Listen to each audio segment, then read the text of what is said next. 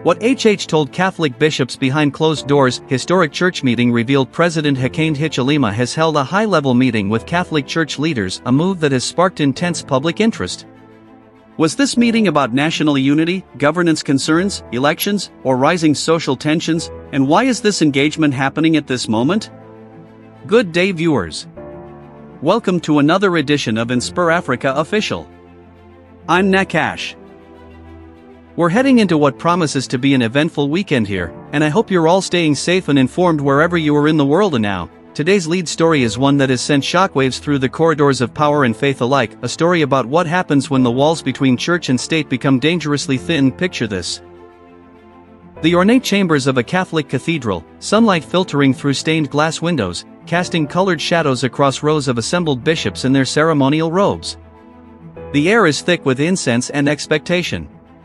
And there, standing before these spiritual shepherds, is the President himself, His Excellency, the head of state, speaking words that were never meant to reach beyond those sacred walls. What could a president possibly say to Catholic bishops behind closed doors that would warrant such secrecy? What promises were whispered in that hallowed space?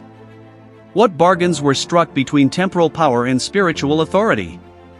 Were lines crossed that should never be crossed? And most troubling of all, when the sanctity of private counsel is breached, when confidential conversations leak into the public square, what does that say about trust, about loyalty, about the very foundations of governance? Who benefits when secrets spill from the confession booth of politics? Who orchestrated this revelation, and why now? And perhaps the most crucial question facing the nation today, what did His Excellency say that someone thought the public absolutely needed to hear? Factual foundation, background and timeline. The revelation came to light this past week when sources within the Catholic Church hierarchy disclosed details of an extraordinary closed-door meeting between President Hakainde Hichilema and the Zambia Conference of Catholic Bishops. The meeting took place at the Cathedral of the Holy Cross in Lusaka on Tuesday, January 14, 2026, a gathering that was scheduled weeks in advance but kept deliberately low profile. According to church insiders, the president requested the private audience specifically to address what his office termed matters of national unity and moral governance. The initial suspicion that something significant had transpired emerged just 2 days later, when several bishops were observed in animated discussions following their weekly synod. One junior priest, speaking on condition of anonymity, noted that the atmosphere had shifted dramatically. That there was a palpable tension among the senior clergy that hadn't existed before. By Friday, January 17, the first leaks began to surface. A Catholic news website based in Douala published a brief item suggesting that sensitive political discussions had occurred during what was officially described as a pastoral visit. The presidential press office declined to comment, citing the private and spiritual nature of the engagement. Then, on Sunday evening, January 19, the floodgates opened. A prominent Catholic lay leader, speaking at a youth conference in Kitwe, made veiled references to troubling requests made by those in power to our spiritual fathers. Social media erupted with speculation. By Monday morning, a detailed account allegedly from a bishop who attended the meeting circulated widely on WhatsApp and Twitter, describing in remarkable detail what President Hichilema had said to the assembled bishops. The presidential palace scrambled to contain the narrative, but the story had already taken on a life of its own. Direct evidence, quotes and testimony. According to the leaked account, which has been corroborated by 3 separate sources within the church, President Hichilema opened the meeting with these words. "Your Graces, Father Bishops, I come before you not as your president today, but as a son of the church, seeking your guidance and, I must be frank, your support in these difficult times." The source continues with the president's remarks. "I need you to understand the position I'm in. The opposition, they're not just fighting me politically. They're trying to paint me as an enemy of faith, as someone who doesn't respect Christian values. You've seen the propaganda. You know what they're saying in the compounds, in the villages." One bishop reportedly interjected, "Your Excellency, our role is pastoral, not political. We cannot be seen to be endorsing." But the president allegedly pressed on. "I'm not asking for an endorsement, Father. I'm asking for fairness. When you issue your pastoral letters, when you speak about governance, about corruption, about the economy, these things matter. People listen to you. So I'm asking, can we have a conversation before these statements go out? Can you at least hear our side?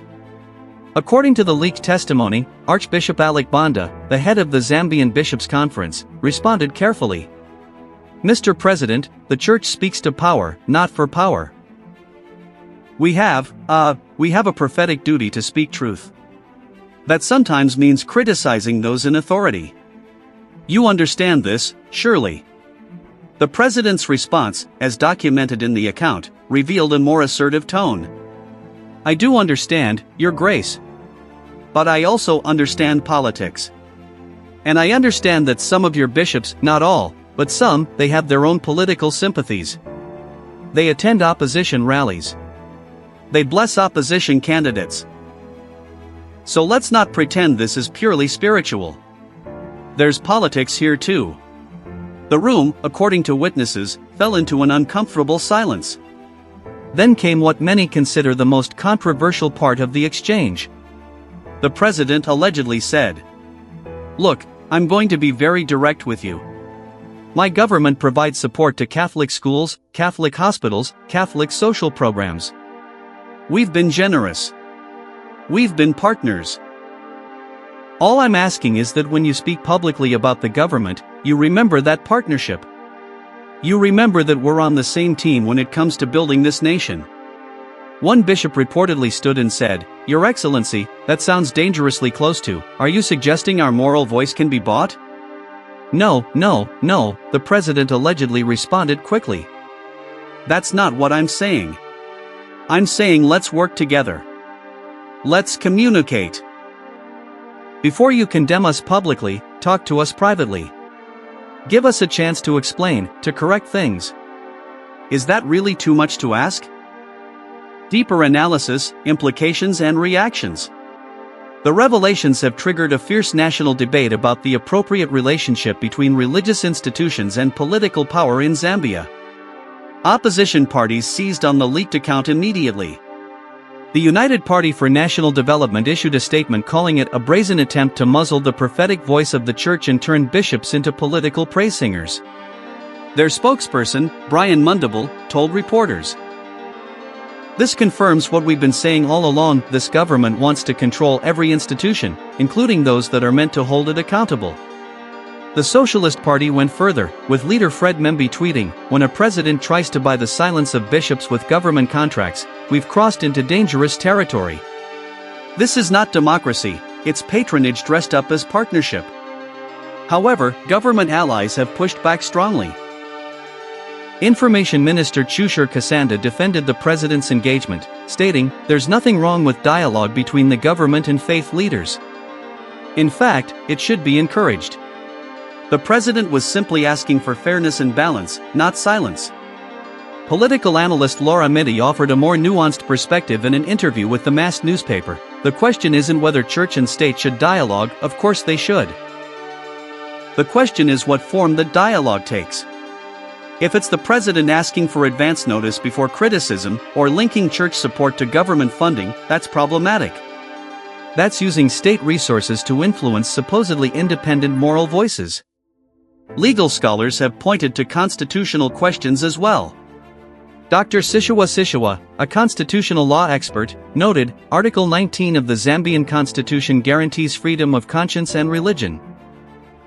That includes the freedom of religious leaders to speak on matters of public concern without fear of government retaliation or inducement. If government funding is being used as leverage, that raises serious constitutional concerns. Within the Catholic Church itself, the response has been divided. Some bishops have reportedly expressed anger at the breach of confidentiality, arguing that private pastoral conversations must remain sacred. Others have suggested that when such conversations involve potential abuse of power, transparency becomes necessary. The Vatican has remained officially silent, but sources in Rome indicate that the Congregation for Bishops is monitoring the situation closely, particularly concerned about any perception that local churches are being politically compromised. One unresolved question looms large: who leaked the account, and why?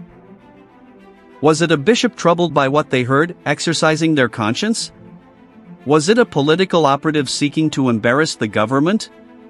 Or was it, as some government supporters suggest, a fabrication designed to sow division? The broader implications extend beyond Zambia. Across Africa, governments and religious institutions navigate complex relationships, balancing collaboration on social services with the Church's prophetic role.